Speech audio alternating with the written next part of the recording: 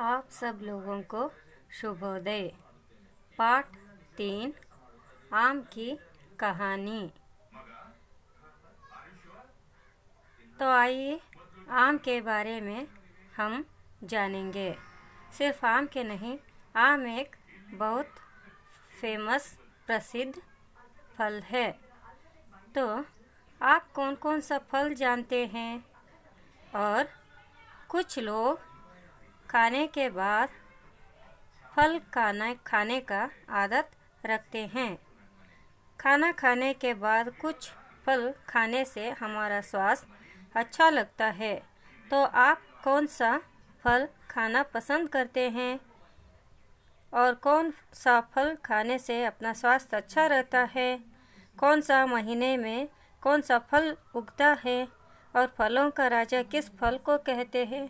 तो आइए इस पाठ से हम जानेंगे कि कौन सा फल को हम फलों का राजा कहते हैं और इस फल का क्या क्या फायदा है। फलों का राजा आम। फलों का राजा आम, जिसका नाम लेते ही मुंह में पानी आ जाता है। कहते हैं मानव सभ्यता जितनी पुरानी है, आम भी उतना ही पुराना है। हमारे ग्रंथों में आम के औषधीय गुण भी बताया गया है। आम का इतिहास, आम के प्रकार, आम के रूप रंग और गुणों के बारे में जानना भी आम जितना ही आनंद देगा। यह पाठ सिखाता है आम का इतिहास, आम फलों का राजा क्यों है, आम की विभिन्न किस्मों की विशेषताएं, आम के औषधीय गुण। इस पाठ से हम ये सब जानते हैं। तुमने कभी उस खेल में हिस्सा लिया होगा जिसमें कोई बच्चे मिलकर गाते हैं, फलों के राजा आम तुमको हमारी राम राम। सचमुच आम सारे फलों का राजा है। इसका सरताज रूप में, रंग में, स्वाद में, मिठास में कोई भी फल इसका मुकाबला नहीं कर सकता। भारत में आम की इतनी किस्में हैं कि आम के मौसम में महंगे सस्ते कई तरह के आम बागों में और बाजार में आ ही जाते हैं। इसलिए थोड़े बहुत सभी के हिस्से में आ जाते हैं। गरीब अमीर छोटे बड़े सभी को पसंद जो है आम। बच्चों की तो खास पसंद है यह फल, है ना?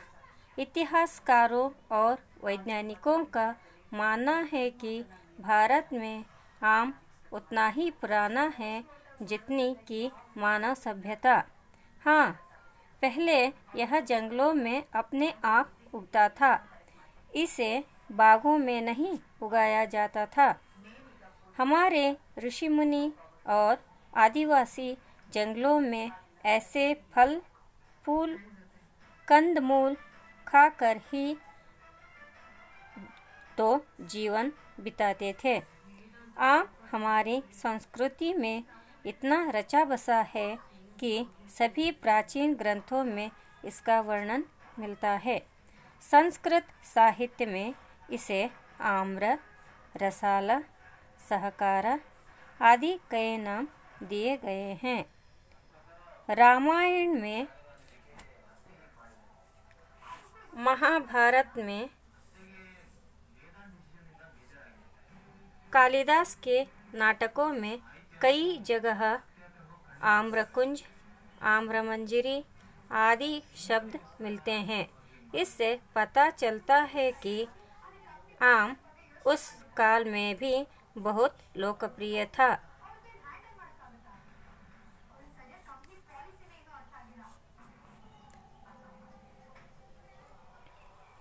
तो अब आइए पहले से जानेंगे।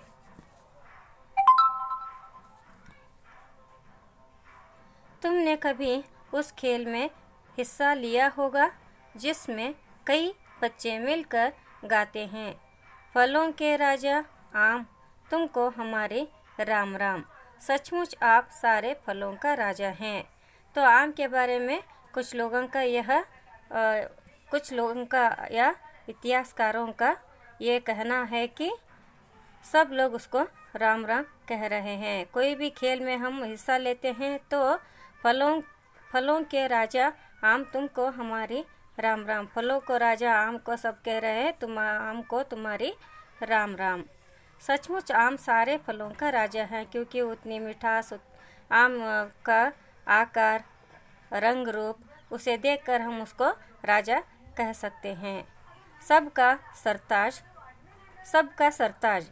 सरताज मतलब राजा, किंग, रूप। इसका फल का हम राजा कहते हैं। रूप में, रंग में, स्वाद में, मिठास में कोई भी फल इसका मुकाबला नहीं कर सकता।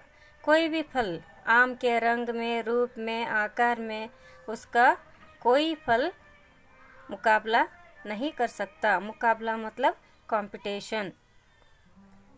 भारत में आम की इतनी किस्में हैं कि आम के मौसम में महंगे सस्ते कई तरह के आम बागों में और बाज़ार में आ ही जाते हैं।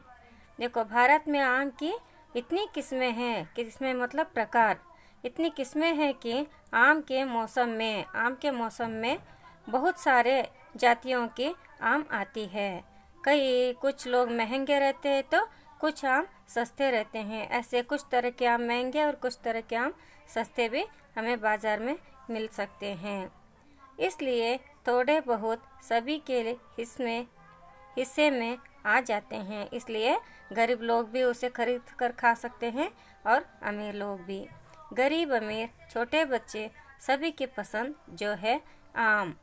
गरीब लोगों को भी, अमीर लोगों को भी और छोटे बड़े को भी इस आम को सब ही पसंद करते हैं। बच्चों को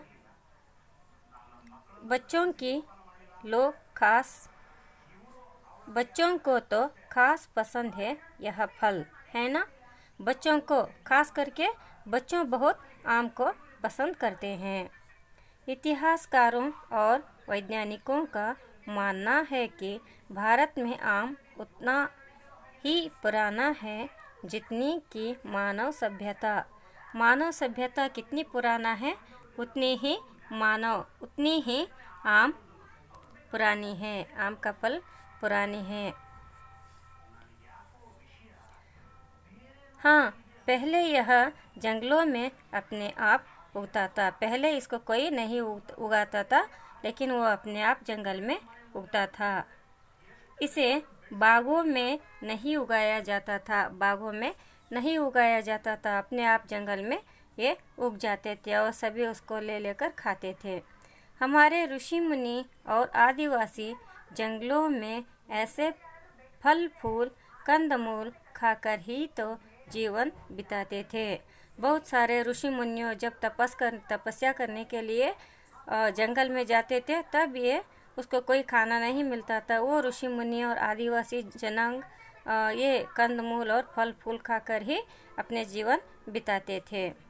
आम हमारे संस्कृति में इतना रचा बसा है कि सभी प्राचीन ग्रंथों में इसका वर्णन मिलता है।